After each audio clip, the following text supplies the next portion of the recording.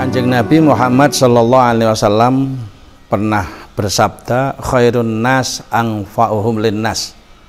Sebaik-baik manusia itu yang memberikan kontribusi kemanfaatan kepada orang lain.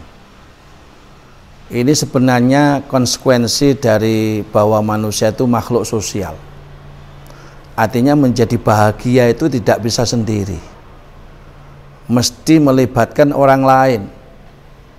Misalnya sampean tertawa, kan perlu orang lain.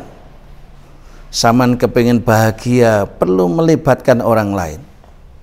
Sehingga orang lain yang oleh Allah dijadikan sebab kita bahagia. Makanya balas budi kita, berbuatlah baik kepada siapapun. Apalagi dalam sabda yang lain, wallahu fi aunil abdi madamal abdu fi auni akhi. Allah akan menolong hambanya selagi hamba itu mau menolong saudaranya. Artinya dalam rangka mencari pertolongan Allah pun bisa pakai aspek hablum minan nas. Tidak harus doa, tidak harus zikir, tidak harus munajat, tetapi pakai pendekatan sosial.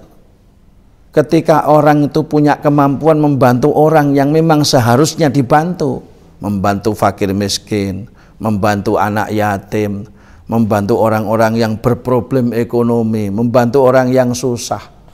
Jadi membantu dan membantu, menolong dan menolong, memberi kontribusi kepada orang lain, itu kebanggaan Rasulullah. Makanya karakteristik sebagai umat Rasul sejati itu pada saat orang bisa membantu orang, bukan menyusahkan orang.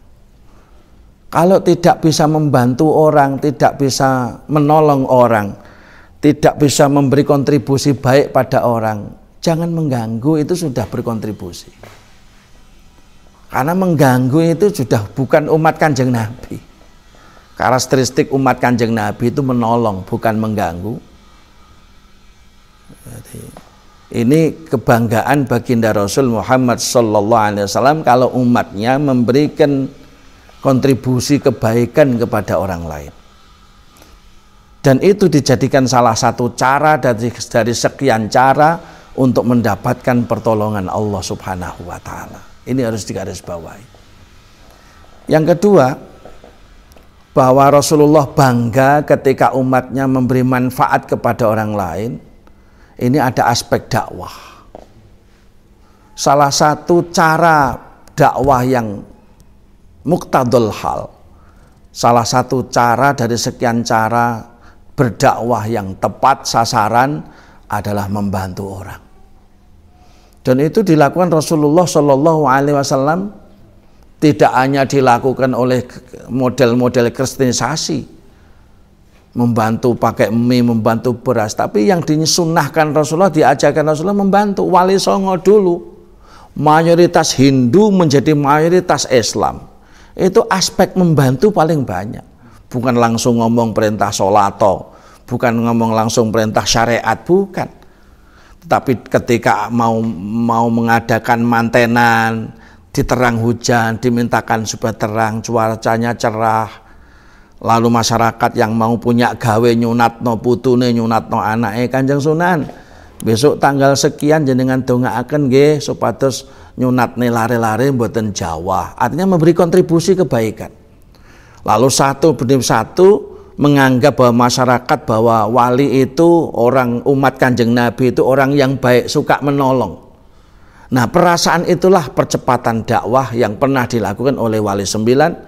Sebagaimana juga pada zaman Rasulullah Fakum Makkah, yang mayoritas kafir menjadi mayoritas muslim, sama. Rasulullah tidak menekankan benarnya Islam dengan pernyataan, tetapi Rasulullah sabar menghadapi ujian-ujian mereka. Bahkan satu saat malaikat Jibril saja menawarkan bagaimana orang kafir Quraisy mau dihabisi. Tetapi kontribusi Rasulullah apa? Allahumma hdi qaumi fa innahum la ya'lamun. Ya Allah, berikan hidayah kepada mereka yang memusuhi saya ini ya Allah, karena hakikatnya mereka belum tahu siapa saya dan siapa engkau ya Allah. Didoakan mendapat hidayah oleh Rasulullah. Artinya apa? Artinya Rasulullah kepada orang yang memusuhi pun tetap memberi kontribusi doa, paling tidak doa.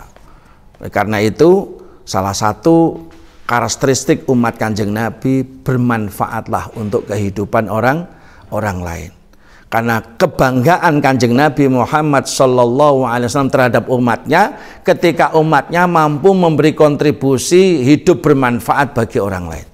Lah, menjadi orang yang bermanfaat itu perlu ilmu, namanya ilmu nafi'. Cirinya kalau ilmu itu manfaat, hidup orang itu manfaat untuk orang lain. Cirinya kalau ilmu itu manfaat.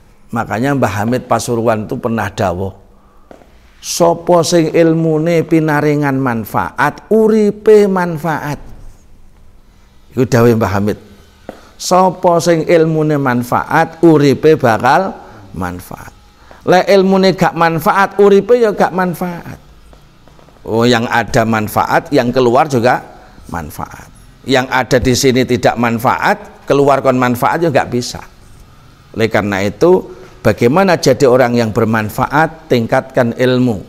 Bagaimana hidup bisa bermanfaat, memberi kontribusi baik kepada lingkungannya, kepada keluarganya, kepada orang lain.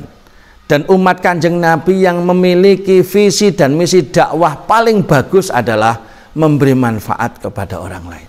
Dan dakwah itu sebenarnya memberi manfaat. Panggilan untuk wal takum minkum ummatu yad'una ilal khairi wa ya'muruna bil ma'ruf wa yanhauna 'anil munkar wa ulaika humul muflihun, itu sebenarnya panggilan dakwah itu memberi manfaat kepada orang.